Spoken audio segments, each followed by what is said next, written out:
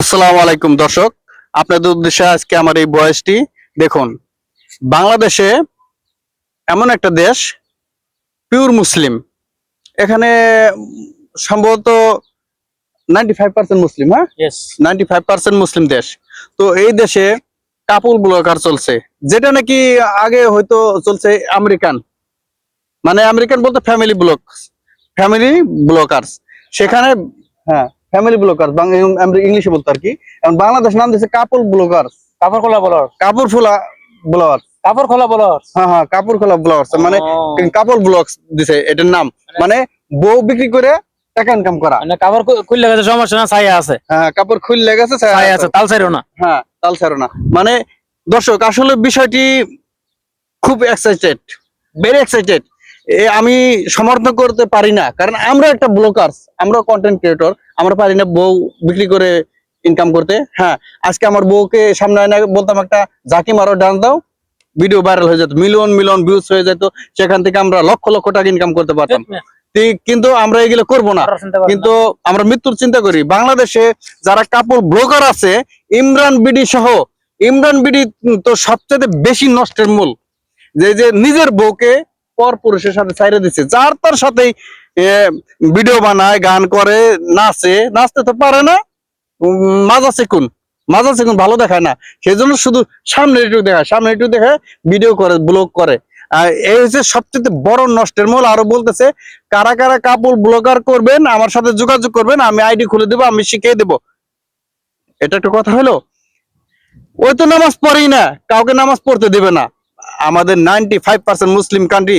একটা আমার অনুরোধ, বাংলাদেশ প্রধানমন্ত্রী মাননীয় শেখ হাসিনার কাছে, আমাদের দেশে এগুলো আমরা মেনে নিতে পারি না। কাপড় ব্লগার চলবে না।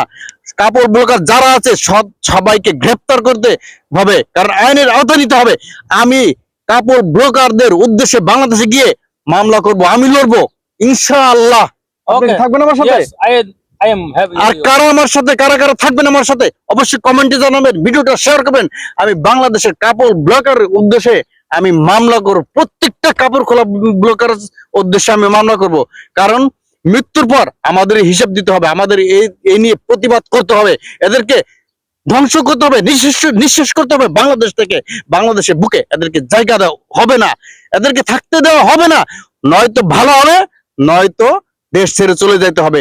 এরা হচ্ছে ইসলামের দুশ্মন, এরা হচ্ছে শয়তানের বড় ভাই, শয়তানের খালু। ঠিক আছে, এদেরকে সুযোগ দেওয়া হবে না, আর দেওয়া হবে না। এরা লক্ষ লক্ষ কোটি কোটি কোটি টাকা ইনকাম করে নিচ্ছে শুধু আমাদের কাছ থেকে। ভাই, একটা কথা মনে করেন, আপনি তাদের ভিডিও দেখলেও ইনকাম হবে, কমেন্ট করলেও ইনকাম হবে, কমেন্ট না করলেও ইনকাম হবে। মানে আপনার কমেন্টস না করলে ইনকাম হবে। ভাবতেছেন শুধু দেখবো কমেন্টস করবো না, ইনকাম হবে না, ব্যাড কমেন্টস করবো ইনকাম হবে? No no no, never. তাদের ইনকাম হতেই থাকবে। তো আপনারা এই কাপল ব্লগার ভিডিও গুলো দেখবেন, আমার অনুরোধ।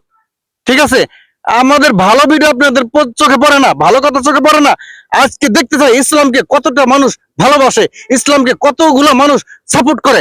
আমি দেখতে চাই ইসলামের সাপোর্ট চাই, আমি ইসলামের সাপোর্ট নিয়ে ভিডিও চাই। ওকে, সবাই কাপল ব্লগকে বয়কট করুন, কাপল ব্লগারকে বয়কট করুন, এদেরকে বাংলাদেশ থেকে পরিচ্ছন্ন করুন, ত্যাগ করতে হবে এদেরকে বাংলাদেশ থেকে। তো আপনারা সবাই ভিডিওটি শেয়ার করে দিবেন। কাপল ব্লগারদের উদ্দেশ্যে আমার এই ভিডিওটা, তাদের লজ্জা দেওয়া উচিত, লজ্জাহীনতা, তাদের কোনো লজ্জা নাই। তাদের ফ্যামিলিগত সমস্যা আছে, তাদের শ্বশুর শাশুড়ি সবাই মনে করেন মূর্খ, অশিক্ষিত ঘরের অশিক্ষিত। গুড বাই, ধন্যবাদ, আসসালামু আলাইকুম, ইসলাম জিন্দাবাদ।